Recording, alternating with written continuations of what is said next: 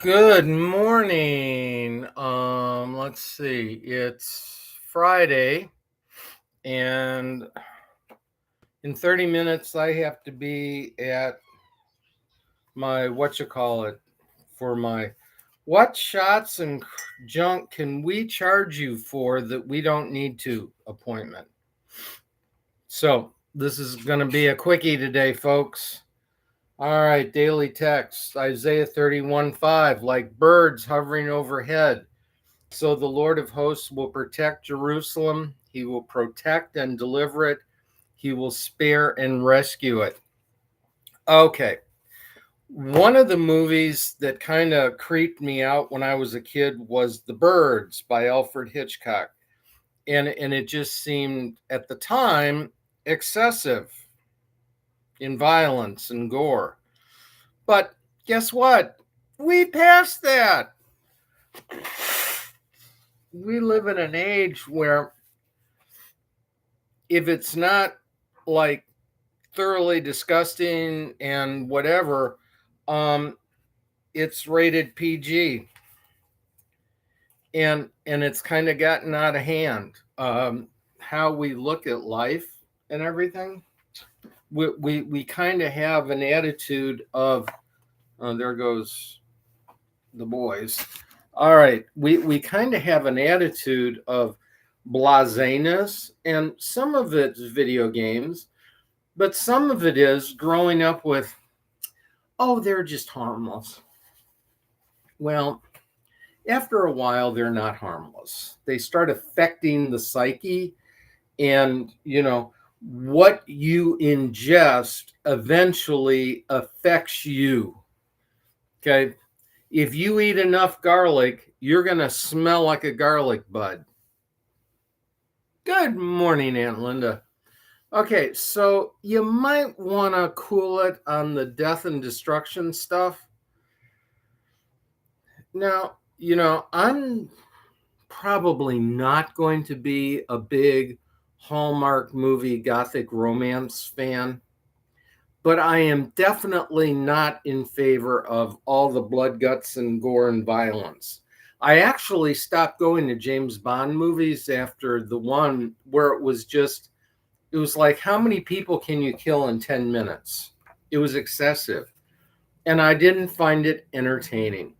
Call me a wimp, but so what's that got to do with this text from Isaiah?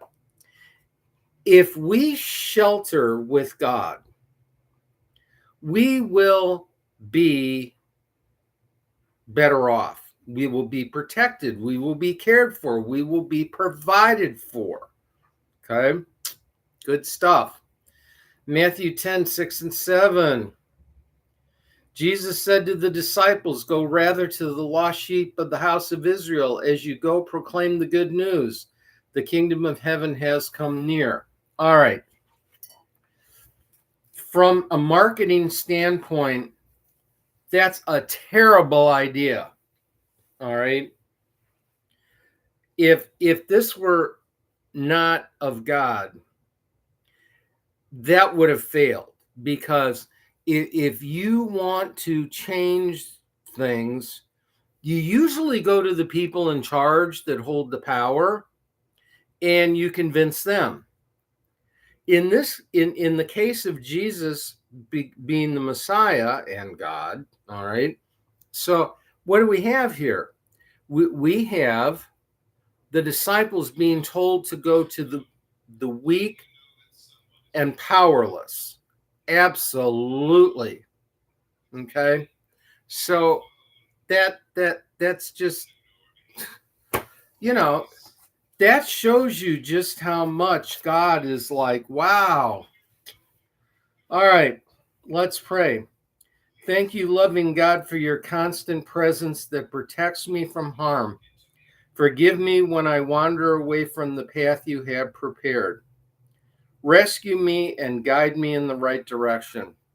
Today I will share good news of your heavenly kingdom. It is open and waiting for all your children to come home. Hallelujah. Prayers of protection, always good. All right. When the world starts falling apart, God holds it together. It's awesome. But, it's that trust thing. Okay. Mr. Tebow, do the hard thing. Daniel 1:8. Daniel made up his mind that he would not defile himself with the king's choice food. So he sought permission that he might not defile himself. Daniel and his friends were taken captive to serve in Babylon under King Nebuchadnezzar. They were forced to take on new names and indoctrinated in the new land. Fearing God, however, they chose to remain close to their convictions. As a slave, Daniel was allotted food that God had called unclean. Unable to go against what he believed, he made a request that could have cost him his life to eat a modified meal. Where it would have been easy to just keep his head down and go with the flow, he chose to take a stand, not knowing where it would lead him. As a result of Daniel's bold choice and desire to follow the Lord's command, God gifted Daniel with wisdom and skill like no one else had. Because of his boldness, he was held in high esteem by the king, who put him in a position where he was easily able to show the glory of God through his life. The hard choice may cost you, but God is gracious to those who honor him. Like Daniel, do the hard thing, even if it's unpopular. Dare yourself to make the difficult decision, the one that will cost you the most. Walking the easy path only leads to mediocrity and monotony, and the plans of God do not settle for those. Are you willing to do the hard thing? How can you ask God for help in making difficult choices? Okay, you don't run out and go, let's make life as hard as it can possibly be today. That's not what's being said there. It's when circumstances arise and you have to make a choice. What is you ask for wisdom, and then you turn it over to God, okay? And you go, okay, Lord, if this is how you want me to do it, you're going to have to hold me and carry me through it. And you know what? God does. I don't recommend setting yourself up to test that theory. There's enough going on in life that just stay put. Your bus will come around eventually.